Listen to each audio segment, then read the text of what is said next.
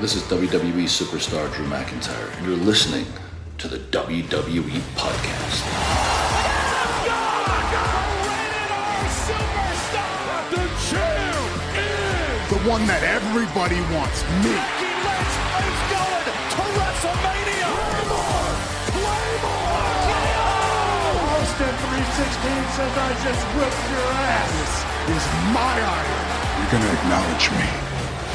What is going on, everybody, and welcome to yet another main event review. Thank you very much for tuning in once again to this week's episode of the main event review. A week until Clash in Paris. So we'll be, as normal, previewing that. There's not really too many matches on the cards to preview, but we'll get into those a little later. And then obviously the two matches that have occurred on main event as well. But before we get into all that, hope you guys are really enjoying the main event content at the moment. I'm in the plans to sort of set up my own wrestling show on my podcast, The Huddle Within, and we'll kind of give you guys some updates in the not too distant future on all that stuff, as well as, I find myself really enjoying these main event reviews and want to put it onto my sort of shows as well there.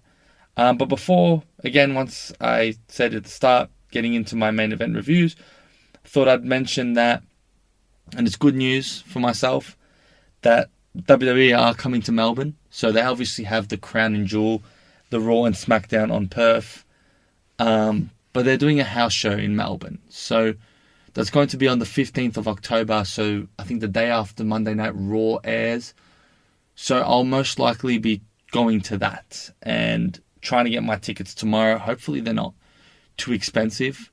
The reason I didn't go to Perth was that the flights were $1,000 or $600 return in Australian, which is maybe about $400 US return, plus the tickets as well, which is basically the same price, if not more, for all three shows. And the hotel, you're looking at a total of around 1,600 AUD, which is about 1,000 USD, which is too expensive for a trip interstate. Again, I'd rather travel to the United States with that similar price of around 1,600 Australian and go watch a WrestleMania or something. So just wasn't worth it for me, unfortunately. And also, I am running a marathon on the 14th of October anyway. Or I think it's the 12th of October. Yes, it's the 12th of October. So even if I was to have the time to go, I do have that marathon. So I would have maybe paid for it if I was able to go to all three shows and not have the marathon, but the only way I would have been able to go was to see Monday Night Raw, and it's just not really worth it. So I guess I'll be going to the house show if I do get tickets. I'm really excited for that. It looks as though that Io Sky, Rhea Ripley, Jey Uso, Sami Zayn are all going to be there. So should be cool. But no John Cena, unfortunately, so I won't be able to see John Cena on his retirement tour, but definitely going to be getting the Last Time Is Now Australian merch for sure. So I'll be looking out for that. But I guess without anything else that we have to update, which I don't think there is at the moment, we shall just jump straight into it. And the first match is with I think it's Elton Prince, or Kid Wilson actually. So Elton Prince is injured at the moment, hence why Kent Wilson has come out onto main event as a single star, taking on Rey Fenix. And it's been pretty deadly. Funny, but obviously with Elton Prince not being there, Kid Wilson has an opportunity to sort of showcase his single stardom on main event. And he looked pretty good. He was very aggressive, which is what I liked, and it was quite different to sort of his playful, pretty deadly character that he does in that tag team. But it was also good to see him sort of exposed as a single star. And he had a really good match with Rey Fenix, who I want to talk about more. He hasn't really done much since he's come back, or since he's made his debut into WWE. We had his loss at WrestleMania, which was a good moment for him. And he's sort of teaming up with Andrade. They had that SummerSlam match, but it looks as though that partnership hasn't continued, or they haven't seen any time on SmackDown. So I'm not really sure what they're doing with Rey Fenix or even Penta for that matter. They're obviously brothers and they don't seem to be doing too much on their shows. I think Penta's dealing with the New Day at this point and they haven't done anything with Rey Fenix. So don't really know what's going on there with Rey Fenix. He gets on Main Event, and I always mention this, when you see a star like Rey Fenix get the entrance music and sort of how he comes out to the ring and you hear the fans chant, it just shows that he pretty much doesn't belong on Main Event, and being there is just pretty much a filler. But again, it's good for me to sort of review it and basically say that Rey Fenix is in much need of a push and is much need of doing something more significant. I do sort of like the idea that him and Andrade are teaming up, but it doesn't seem that Andrade is getting any sort of heat or push with the WWE.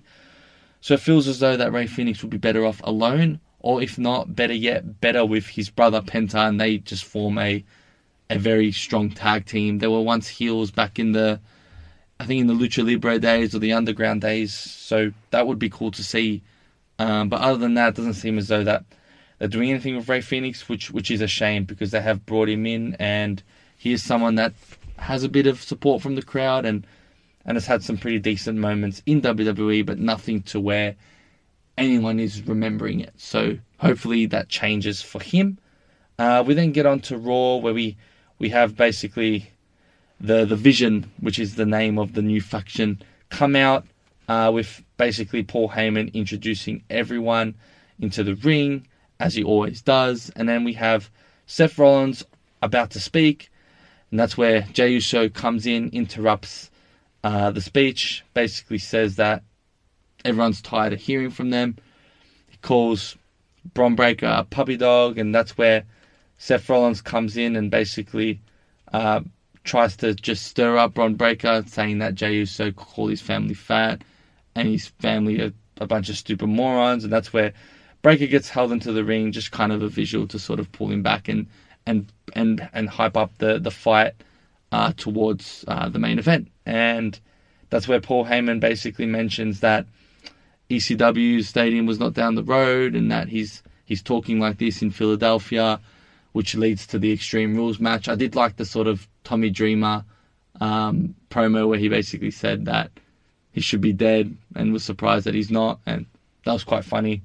But yeah, that was pretty much it. That basically set up the main event, which we'll go into later.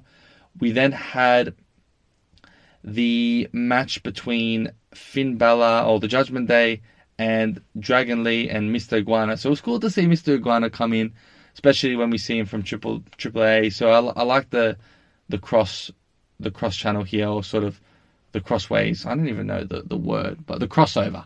I don't know how I missed that, but basically the crossover here between Lucha Libre and WWE. We have Dominic Mysterio trying to interfere with the match, and before that, the Judgment Day getting the victory, which wasn't the main point here. The main point was to get El Hijo de Vikingo out, and he comes into the ring, looks to get the upper hand on the Judgment Day, but the numbers are outweighed, and the Judgment Day end up looking strong. And this is obviously to hype up the match between El Hijo de Vikingo and Dominic Mysterio for the Lucha Libre title at Worlds Collide. And forgot to mention, it was Dominic that hit El Hijo de Vikingo at the back with the title. That sort of changed the momentum there, and that's where the numbers kind of peeled up. But yeah, that's gonna happen soon, and pretty excited for that, given that Triple A is getting more coverage and whatnot. But we do want Dominic to defend his title, and it doesn't seem as though he's going to defend it at Clash in Paris, but I think that will change at Monday Night Raw. I think Adam Pearce will set up a match there, especially because AJ Styles has had a lot of pops in France, especially last year at Backlash. So I don't see them not putting AJ Styles on the card here. So I think that they'll happen. They'll have a match there. Maybe there'll be a bit of a stipulation, you'd like to think, especially given that they had a normal regular match at SummerSlam. So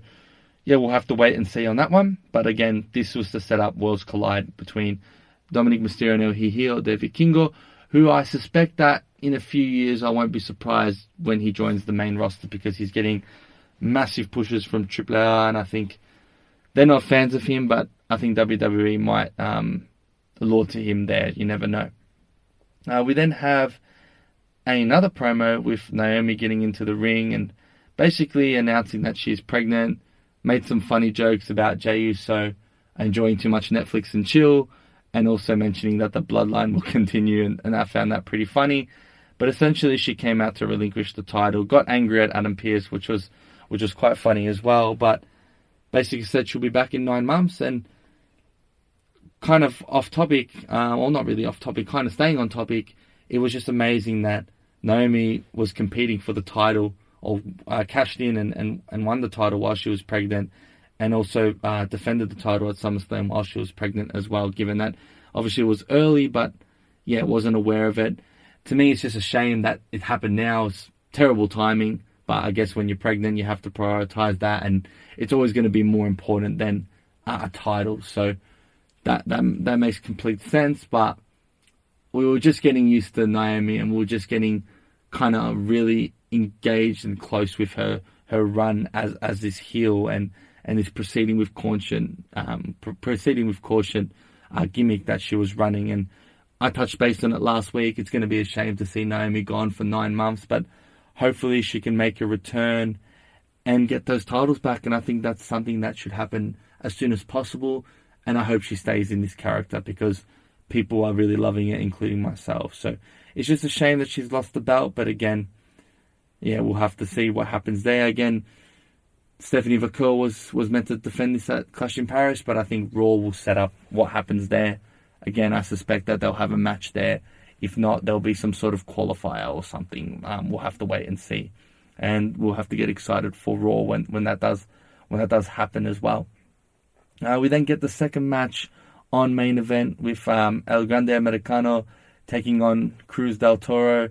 And Grande gets the victory with the piece of metal headbutt, which is always a great move. And I got to say, I was kind of weirded out that Kaiser was El Grande Americano and he was taking the reins from Chad Gable.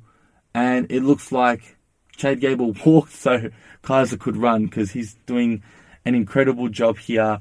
It does help that he's fluent in Spanish. I think it makes the character a lot better. It also helps that he managed to go on to AAA and perform a few matches there. And it just showed that the Mexicans were really happy and sort of gravitated to El Grande Americano really largely as well. And yeah, with that sort of Spanish language, it's just made Kaiser's gimmick as El Grande Americano super exceed and far exceed whatever Chad Gable did or can do when coming back. So yeah, it's going to be really interesting, because obviously Chad Gable was the original person of this sort of gimmick, and now Kaiser's just taken it to another level. And maybe we'll see these two take on each other for the battle of who will be El Grande Americano, but it feels like it's Kaiser's best work, which is crazy to say, because he's been a solid member of Imperium, but he's doing a great job with this role. So it's very hard to sort of think that Chad Gable can just seamlessly take over when he comes back. And yeah, El Grande Americano, the legend lives on, and he gets another victory here. He gets a lot of momentum, and I think, yeah, people might be offended, but Mexicans are not offended by it. So how can he not stop doing this? I think it's a great gimmick. I think it's something that, you know, relieves the sort of seriousness from what WWE can be with some storylines. And yeah, I'm excited to see how Kaiser can continue to hone in on this role as well, and on this character too, and what will happen when Chad Gable gets back. But yeah, that pretty much wraps that match, and then we finish up, and it's a quite quick main event with the main event on Raw, with Jey Uso taking on Bron Breakker. There we had Bronson Reed coming into the ring as Jey Uso was about to get the pin and victory, interfering in the match, and that's where LA Knight came out and helped out Bronson Reed. And we then had Seth Rollins come in, and that's where CM Punk then came into the ring, and both of them obviously took the numbers game away. And while all this was happening, Jey Uso and Bron Breakker match was still occurring. We had Jey Uso almost splashing Bron Breakker onto the table. It didn't end up happening. And that's where Roman Reigns came out and basically speared Bron Breakker and gave a Superman punch to Bronson Reed. And that's where Jey Uso eventually hit Bron Breakker with the splash on the table and got the victory there as well. So Jey Uso coming in strong. This was obviously expected because they got the match at Clash in Paris where Jey Uso is going to be going for the WWE Championship there. So it does make complete sense as to why Jey Uso won the match. And yeah, I guess that leads up to Clash in Paris, which we'll sort of talk about right now. We got the match between Bronson Reed and Roman Reigns. Bron Breakker's not having a match at Clash in Paris, which is quite a surprise, but I think that's going to lead to the second part, and that's why I think Roman Reigns will win the match, because he's just taking on the first level or first person essentially from the Vision faction, and that is obviously Bronson Reed, who unfortunately isn't the most over of the three. So he'll take the pin, he'll take the loss, and that'll lead to Roman Reigns eventually taking on Bron Breakker, and then maybe Seth Rollins in the future there. Then we're going to have the Fatal 4-Way, and obviously Seth Rollins is going to win this one. I think Jey Uso eats the pin here because the other two have got a lot of momentum, and the other two I'm saying CM Punk and LA Knight. So yeah, I think this is a unanimous decision. I think this one's extremely obvious. I don't see Seth Rollins losing his title in a Fatal 4-Way. So yeah, I think that's what's going to happen there. And looking at the other matches, we've got, and I'm suspecting AJ Styles taking on Dom Mysterio. Maybe AJ Styles gets the victory here. This one's hard to call, but whoever wins this match, I think is going to end up versing John Cena, and that's my hot take. So whoever it is, John Cena said he wants to work with both of these guys. So yeah, I'm going to go with Dom Mysterio to keep the title, just because he's the younger and more, I guess, over at the moment in terms of heel heat and heat to begin with. So I think Dom Mysterio keeps the title, and that'll lead to John Cena's a feud with John Cena. Like, John Cena's yet to win the Intercontinental. Not saying he's going to win it, but that's a good storyline for John Cena to get into, maybe after Brock Lesnar, but definitely before or definitely after the match that's coming up between Logan Paul and John Cena at Clash in Paris, where I see John Cena getting the victory here, and that will lead to this new WrestleTopia, or shit name for it, sorry for my language, but terrible name for a PLE. But obviously, given that it's going to be an ESPN debut, that's where I suspect that John Cena and Brock Lesnar will take each other on. But for now, this is going to be the filler match, and John Cena will get the victory here, I think, clearly, there to obviously get into the momentum of Brock Lesnar. So that's an easy one. And yeah, we got the match between Sheamus and also Rusev. So actually, that's a pretty decent amount of matches. So it might just be those five. We might not even see the Intercontinental or the Women's Championship, Women's World Championship. But again, it could be, AJ Styles in Paris, as I said, in France, has a lot of heat. But anyway, I circle back to Sheamus taking on Rusev, and I've got to give credit for these two for landing a match here on a PLE. It shows that they're doing great work on Raw, and their feud is pretty good. It's obviously not the biggest feud on the card, but again, it's one where you can see tensions between the two. There's a lot of brawls and a lot of backstage fights, and they've got a lot of history between each other as well, going back to the League of Nations, and obviously having a few matches against each other too. So it's a perfect feud, and they've done a really good job in hyping this up and building this up to get on a PLE. So that's extremely impressive. I think that Rusev will get the victory here, only because he is the new superstar. He's the one that's came back looking fresh, looking different. He's come with a motive, and I think they're gonna propel that and push him up further. And it's going to be a close one. It's really hard to sort of see who's going to win, but I think we're all expecting a banger here, and it doesn't really matter who wins that match. All that matters is that it's a good performance, and we see two brutes just go at it, and it'll be really exciting. But yeah, I think that pretty much concludes the matches of Clash in Paris. Again, I don't know what's going on with the Women's World Championship belt now that Naomi's relinquished it, so we'll have to wait to see what happens there, whether they defend that in Clash in Paris or they fight, as mentioned. I don't know, so can't give a prediction there for that. The only thing I can probably say is that Stephanie Vaquer, Rhea Ripley, and Io Sky will be involved somehow. But yeah, that's pretty much how I conclude Clash in Paris. And that's also how I'll conclude this week's episode of the Main Event Review. So once again, thank you very much for tuning in today into another episode. Again, trying to, in the plans to get the wrestling show on my podcast, The Huddle Within, which you guys can also check out. I talk about different sporting topics. I've just done an episode on Premier League, the English Premier League, that's soccer for you American listeners, with a few Liverpool fans. And now I've got an Australian rules one coming up this week. And next week I'm doing NFL. So obviously NFL is not in my reign of full knowledge, but I'm going to get a few of my American buddies to talk NFL preseason, which I'm extremely excited about because, in the last sort of 2-3 years, I've become a very big NFL fan. So would love to talk about that on my pod as much as I can talk about sports. I would love to. And again, I do want to have a separate wrestling show because I find that at the moment wrestling has been my biggest passion, and really want to just incorporate that onto the Huddle Within. So again, if you're a general sports fan, check out the episodes there.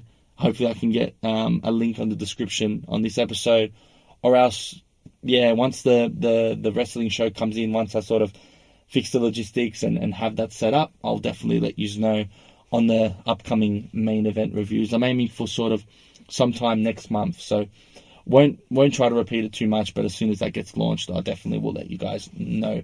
But again, it's been another main event review, and I'll catch you guys next week. Cheers. Thanks for listening to the WWE Podcast. Don't forget to subscribe on your favorite podcast app so you don't miss a show, or head to WWEpodcast.com.